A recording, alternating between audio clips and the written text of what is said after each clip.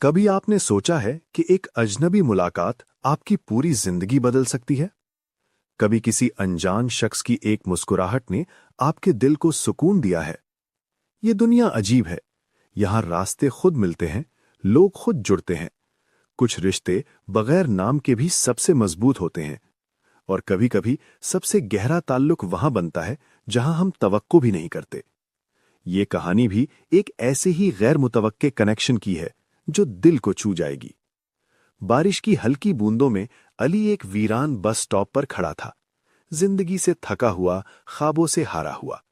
اچانک ایک لڑکی زارا وہاں آتی ہے، آنکھوں میں امید اور چہرے پر عجیب سا سکون۔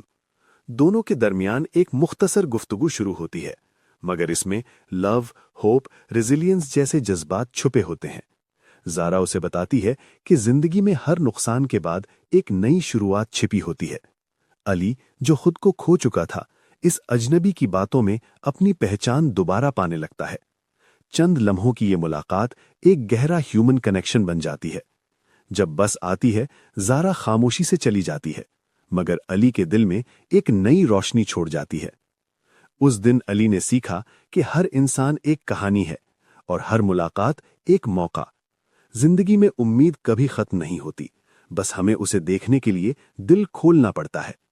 سبق: کبھی کسی اجنبی کو معمولی نہ سمجھیں، کیونکہ وہی آپ کی زندگی بدل سکتا ہے۔